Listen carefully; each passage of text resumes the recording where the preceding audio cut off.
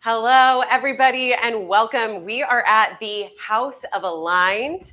I'm sitting here with some fabulous friends and colleagues, and we are doing a little coaches corner today. So each of us are going to share some tips, things that we're seeing, salespeople, sales professionals, maybe where they could improve a little bit, and some of our top tips to help them with that. I'm Leslie Douglas, and I'm joined by... I'm Alexis Bertholf. Amelia Taylor. Aitken. And we are so excited to jump on into Coach's Corner. Alexis, will you kick us off? As a sales engineer, I feel like you see a lot of sales reps who maybe have some challenges in the demo side of things. What do you see most often? Yeah, absolutely.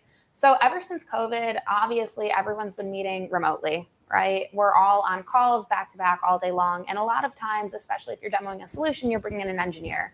As an engineer, one of the top mistakes I think that reps make is they're too quiet during demos. So they'll bring a specialist in, they'll kick off the call, put them in front of the customer, and then just go on mute. And we've all been there, right? We've seen the demo multiple times. It's so easy to get sidetracked with Slack or Teams or Outlook, or just, the internet, right? But it's so, in my opinion, it's so important to remain engaged during the demo and continuing to bring up your customers' pain points, or the reasons, reiterate the reasons that you brought that specialist in, because it's going to make it more engaging for the customer. And especially if you have a more technical buyer who's quiet, right? Sometimes they don't like to come off mute and re-ask those questions. It's extremely important for you as the rep to bring it up for them. And even if they don't want to talk, they just want to sit and listen. It's almost like watching a podcast, right? Like what we're doing now. It's more engaging to hear two voices talking back and forth instead of just the same one droning on and on. Right, it gets repetitive. Yeah. So my top tip for reps would definitely be to stay engaged. I like that. Is there a certain question or what have you seen work best from a rep to keep engaged in the conversation that makes an impact? Yeah, it really depends on what point in the demo there is. Something I like to ask is, what do you think of this? Is this something your team is doing already? How would this feature impact, whatever? It really is technology dependent, right? But fair. How would this specific feature impact, your team's workflow or something that you're doing? I like that one a lot. Or just, what do you think? You've been really quiet. I'll kind of call them out. That works too. Could call them out. I like it. Yeah, I haven't call them out. You've been on mute for 30 minutes. Are you still there?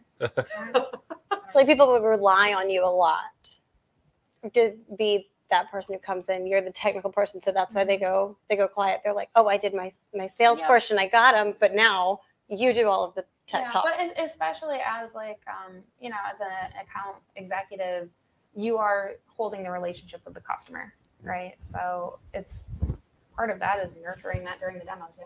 Yeah. Okay. Cool. Totally. Love it. That's good. So That's good. Ask questions, keep them engaged. Yep. Don't just go on autopilot. A lot of people don't even have distracted. SEs. Sometimes they just go ahead and do the presentation and don't stop at any point. You gotta have those laybys. Also, it's worth looking at the customer as well, I think, and seeing how they're reacting. If they're like, It's that They're EQ. distracted. That's if they have their camera on. oh yeah, Maybe. there's gonna be like a home run part of your demo, I find, and that's probably the best place to stop and go, okay, that's the best bit. Check in. If you're not excited now, then why are we here? Right. The check-in. Yeah, I like that. Just the check-in and call them out. Yeah, like have the call out. Actually say like, okay, are we on the same page here? Are we good here? Because do you have any questions in this? Like asking questions too, like making sure that they're just not looking at their phone or they're doing whatever they're doing, making sure that they're actually like engaging with you. Because if they're not, then what are you doing there? Like you said, what are you doing? Okay, Amelia, talk to us about what you're seeing as a trend we were talking about coaching before, right? Yes.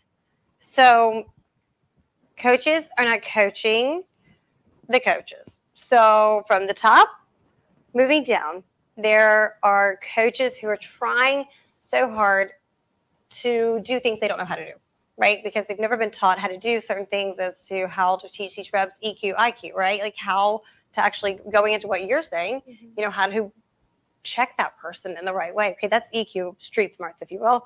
And being able to call someone out knowing I can read this Zoom room or this physical room if we're, if you're in person.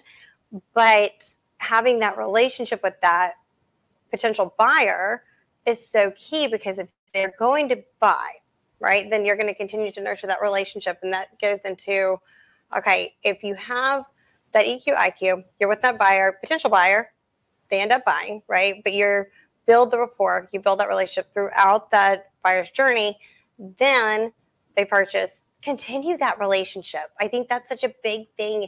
And coaches,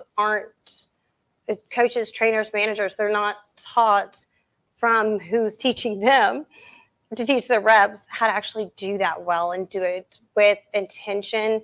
And I know these are kind of buzzwords, right? The intentionality and being genuine and authentic, but that's how you have to do that. I mean, help first, and so many good things are going to come. I mean, that's where you're going to get the referrals. You're going to get the really, really great people who are going to be talking about you in different channels and different social places.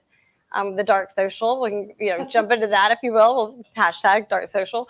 So those are the people you want. The reps have to continue the conversation with their clients and their customers in order to inform themselves for future conversations with new prospects. Totally. I mean, if you want to know what's going on in the market, ask the people you've already built trust with.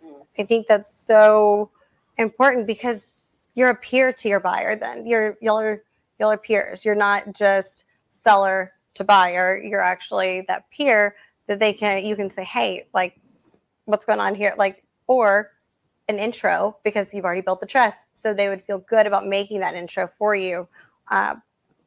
It's this whole like circle effect. Like, there's so many things that can happen from it if you just do things with intention. I feel like it comes back. I always say, like, the golden rule of sales, it's just treat other people how you would want to be treated. As long as you're being a nice, friendly human, people are receptive to nice, friendly humans. 100%. And if you're just yourself, like if you were just you through and through, and you just don't put the sales front on of being so salesy, and you just, they've got kids, you've done your due diligence and looked at things when you're having these conversations, like, hey, are your kids driving you crazy? Because mine are, kind of thing. Like that every time would work for me when I was in AE, because it was just so simple. Because they'd be like, yeah, my kid's under my desk doing Legos right now. And I'm like, mine are standing behind me, as you can see. And it was just so easy to kind of break that whole, okay, this is awkward. There's this, space between us, literally, like we're on a Zoom, but then that wall's broken down to where they can open up to you. Then that's going to be this open door in the future where you have this open relationship where it's just easy to communicate with them. Yeah. So continuing that relationship is so important. I think that's where the mismark is right now, is just coaches being able to coach coaches being coached on how to teach their reps how to continue the relationship. But if the coaches maybe don't know how to do that, like, I would encourage anyone and everyone who is in sales, who is a rep, to do this on your own. Like, just learn how to build these really strong relationships with your buyers and check in with them. We're going back to the check-in thing, like in a different sense, but check in, like, hey, how are you? Like, if you're in a Slack group together, whatever it is, just check in. Like, just thinking about you guys. Hope y'all are doing great. Like, yeah. Hey, PS, PS is always going to be gold. Just taking responsibility for your own education and like continuing education. Yes, huge. What are some of your favorite places to look for that? Good question. So that's part of the reason I started creating content. That's why you follow Will Aitken. Oh, get out of here. I think, especially as industry professionals on LinkedIn, regardless of what industry you're in, I don't care if it's aerospace, like engineering, IT, sales. We've all spent 5, 10, 15, 20 years developing these skills and like becoming a professional. If you're not sharing that with the next generation or just your peers to make everyone better, what are you doing? I mean, especially as an engineer, the first place I turn is Google every day. Like we all do. We've been trained to do that. And so figuring out how you learn best and being able to share that with others as you learn, right, I think is really important. So to your point, what can reps do better? I think just being cognizant that in the day and age of the internet, which we live in, you are partly responsible for your own education. No one's going to spoon feed you things. We're not in Life's not fair. we're not Life in will never co- be fair. we're not to in college anymore. You need to take your learning into your own hands and move with the trends, right? All industries, whether it's technology, sales, marketing, whatever, everything is changing every day, and you need to be able to keep up with that. And it's no one's responsibility to hold your hand. You gotta go find where that is, though. Be nice if all Sure. managers gave really good coaching, but they don't. But they don't. We're all the same. Yep. Okay, what's What the you got? thing that you're seeing? Oh, what do I see? What do I see? Okay, here's something that's a little bit topical for me right now. I find that sellers tend to always focus on trying to pitch better in both prospecting during their sales cycles. They're always talking about, we can help you do this faster, better, get more, extra profit. Every buzzword. It's like they're always game Efficient, words, effective. but I know for a fact, because psychology has proven it, that loss is a way bigger motivator than gain can be. Totally. So if you're going to be calling someone and if you're going to tell them how you can do something better, I'd much recommend flipping on its head and talking about the ways that their life might be worse if they don't fix a certain thing. So there was actually some really interesting studies done this. It's called the prospect theory, and then they came up with the cognitive prospect theory. It's in like 1979 by Carmen and Tversky. And they basically found out that people are twice as motivated to take action to avoid a loss than they are to take action to try and obtain a gain. Wow. So like the idea of, hey, our solution can help you double your revenue, that is nowhere near as impactful as saying, hey, if you don't have our solution, you're like making half as much as you should be. Because then you talk about problems and pains and losses rather than gains. And so it's the same thing. They actually did a study to hammer this home just a little bit more. So they did a study in 2016 in University of Pennsylvania. Basically took 281 adults suffering from obesity, and they set them the goal of walking 7,000 steps, about 3 miles every single day for 3 months. And they then split those 280 people into 4 equal groups of around 70 people, and they gave them different incentives to hit their goal.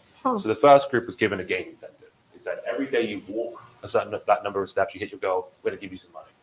The second group was a lottery incentive. So, hey, every day you walk your goal, you might win some money. The third group was actually a loss incentive. So what do I mean by that? They gave them a bunch of money at the start of the test, and every day that they didn't hit their goal, they took the money Squid back. Games. The Squid Games it. And the fourth group was a control study. So was a control group, so they had no incentive at all. So you would be surprised to know that people who give no incentive at all hit their goal the least often because they had no extra incentive to do so. They were just told walk 10,000 steps, they decide not to or not. Yeah. But the real kicker is the people who are given the loss incentive on average hit their goal almost twice as much as the people who are given the gain lottery incentives. So interesting. It's the same. So they would be given like $5. They were given like what's 5 times 30? They were given like $150 at the start of the month. Every day they didn't hit their goal, they had $5 taken back. The people who are given the gain incentive were just given $5 every day they hit their goal. But it's like $5. it's the same amount of money that they're either that they're earning or not losing. But by thinking about it by the thing of not losing, they were much more like to actually do the goal, right? When you see it, you see the number dropping down. Yeah, exactly. So when we sit there and talk about better, faster, all that stuff, we should be focused on like what's the inverse of what our product helps do. What does life look like without our product? What is the big bad thing that might happen if they don't invest? I think that's one of the best questions to ask is like, what would happen if we don't? You can even defend it and like, hey, like, what's stopping you from doing this and you know why can't you just keep doing things the way you're doing them today?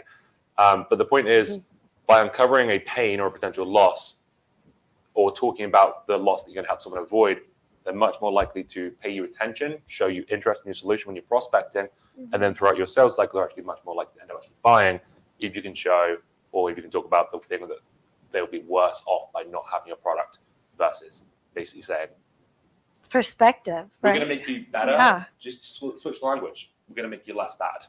Maybe not quite that blunt, but we're going to make it less bad. But it's a perspective shift, right? It's just completely thinking in a different light, in a different way, because people are just so focused on here's my way, this is how I think, especially when people have always done things this way. They're not thinking in the inverse. They're not thinking of it in the opposite sense of, oh, if we don't do this, then we're done. Like our competitors are way It's above. also industry dependent. I feel like when you're talking to your customers, I work across multiple verticals. So, healthcare, finance, cybersecurity companies, retail. I support all different verticals, right? So thinking about your customer's customer, how can your product influence their end goals for their business, not just, we're going to increase your revenue or we're going to stop you from doing this. Looking at their industry or their vertical and seeing where other companies are gaining or losing. Like a lot of customers just don't want to be left behind. That's a really good point. These are good. It's a good study with shares. I like that. No, it's Great data. This is really good stuff. I think most people's instincts when they're told to sell something is to try and make the thing they're trying to sell sound good. Right. Positive. But like they feel like Life it's is going to be classic, great. I hate the interview question, and the film obviously isn't great, but the whole selling this pen thing. You give someone the pen, they're like, oh, it's amazing, it's going to help you write faster, all that stuff. But if you can actually focus on what their life is, what's going to be bad without the pen, that is much more impactful, and it's really not hard to do. If you're selling automation that makes someone do something faster or more accurately, instead of saying faster or more accurately, you could say less slow. The way you do it, instead of saying this is going to help you be faster and more accurate in your data reporting, you can focus on the problem, which is right now you're making mistakes in your data reporting, and it's taking hours away from other key priorities or maybe delaying projects and key initiatives. If you can focus on that instead of better and faster and more accurate, instead focus on inaccurate, slow, delaying projects, people are just going to care more. People are going to listen more for those research reasons, but also like it's less. You're a salesperson. They expect you to say, "My product's going to make you do." Right. You're going to make you the grand wizard. You're that's a gonna be able to do whatever you want, salesperson. right? They don't trust it and they don't believe it. And oftentimes, when you talk about opportunities, like if I said to you, you could be making twice as much money. Well, that's. I already Okay, get like I'm surviving this, like today. that. So if I don't follow your advice or believe what the salesperson has to say, Don't Yeah, care. I'm good. nothing's going to go wrong. Right. If I say, hey, I know that right now you're struggling to meet rent, I know that right now your budget's you're not making enough, or focus on what they have right now isn't doing this. So I mean, in context of income, like, okay, why are you not making enough money right now? Would be much more impactful than, hey, you can make more. Right. So that's so going through your value proposition and flipping all the positives to negative is not. It's counterintuitive. Yeah. But it could Impactful. potentially double results based on the studies. Okay. I love that. I think that's a really good. And then I think the questions that you ask though when you do that are so key, and then you got to shut up after that. It's like let them actually process what you just said instead of just, oh yeah, no, that's great, because then they're thinking, oh, I didn't actually think of it in that sense. Yeah. And then hush, and then I'm seeing such a data overload right now on individual reps. Like people have just so much information coming towards them. We have all of these different technologies. We have all of this information at our fingertips. And I see reps kind of struggling with that. freeze they're up. like this. And it's like, what do I do now? What path do I choose? What am I looking at? And I like to go back to some of the basic piece of things. So instead of getting lost, because I can rabbit hole down all of these different sites, I can spend way too much time, right? And I drill into every piece and I pick apart everything. Knowing the basic calculations that I need to be successful, and then slowly adding in all of these different channels to improve is what I'm seeing like the most successful reps doing. And not saying like I'm doing it by any means but like it helps my brain too, because if you have all these different sources and things coming at you at once, it can be like, okay, well, I'm just going to go on autopilot. I'm just going to see what happens. And hopefully it all works out, One person will respond. Right. It'll be great. Please, y'all, don't do that. Anyone listening, please don't do that. And you can we don't like that. I was going to say, you can be guided by the data, like, let it be a suggestion of where to focus. But we work in sales, we work with people. People aren't numbers. And I'm an engineer, So. This engineer is talking about people. I love it. This is good. I think like getting down to understanding what the bare minimum that you need and then what do you want and doing the math there. So like pulling it back to, here's what I personally, oh, and I'm hitting my mic. Here's what I personally get. Not Will, because he's going to do it, you know, he's going to get there faster, right? You've been in whatever it is, like, or slower. Or slower, let's do the, yeah. No. But like if we're sitting here, I'm not going to compare myself and look at your numbers and how many calls you need to make every day, because we're different humans. Yeah. So looking at my own data first and saying, here's my quota, let me back into, here's how many demos I want to get in a week. Here's how many calls I need to make to hit that number, and like doing my math to work my way that way. Then I can let all these other data sources feed me, like intent data. Could I cut my calls in half? Loss aversion. But then there's the coaches saying you have to make this many calls. If you put numbers up, but then you put numbers send up. your manager, But then send your manager to me. So 100 send them to, yeah, we got you if that happens, because that is one of the biggest things that I'm seeing, and that goes into the coaches, like not knowing how to coach their people, because they've never really understood how to do so, because they weren't taught how to do. They were just tossed into kind of a leadership position, and then it was okay. Now they're kind of like this too. We do what we know. I did it too. But you toss the numbers up, right? And you show the ROI on what you're doing. Who's going to say anything? Well, in reps, send them to Leslie if they do, because sales is so relationship based, and it's like between you and your customer, you don't have the same relationship with every customer. Right. You're not going to have this, even if you're covering the same patch as your manager used to, you're not going to have the same relationship with them that he did or she did, because you are different people, and what works for one rep isn't always going to work for another. And it's a very stylistic. Sales is very stylistic and like based on personalities and relationships. And so, it should be. Like it should be. Amen. Like sales engineer. Like amen. I love it. Like you said, like what works for one rep isn't always going to work for another. And just because you're in a management position doesn't mean that your way is the way for everyone.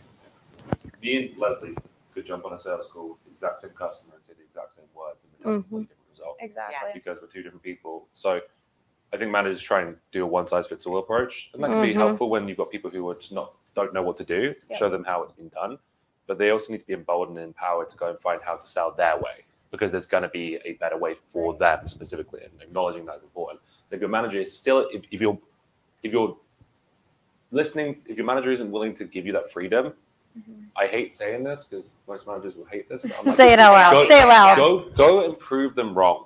If you're being told, hey, no, you shouldn't be doing this thing, and you really, to your core, believe, oh, I should be, go and prove them wrong.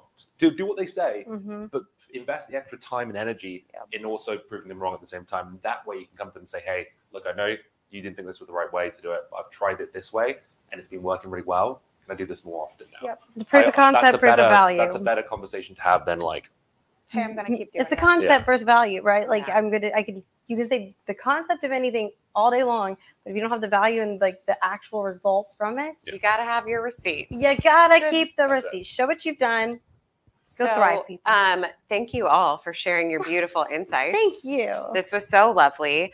I do want to say that if you have questions about any of these topics, we all obviously are passionate about it and would love to continue the conversation. So you can connect with us, ask us on LinkedIn, DM us. We're all happy to continue the conversation there. We're at House of Aligned in this stunning, beautiful Stinson Beach, California. And we have a special promo going right now. We'll throw a link to it attached here so that you can check it out.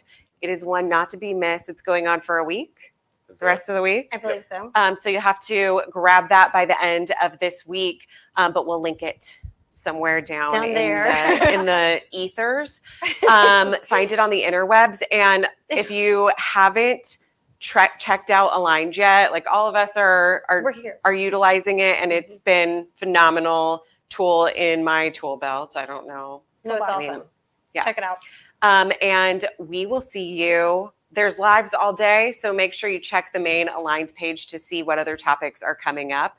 Again, thank you all for a nice, lovely morning chat. Thank you. Cheers. Pleasure, Leslie. Bye, guys. Were we bad like the Barbies? Scene. How was that?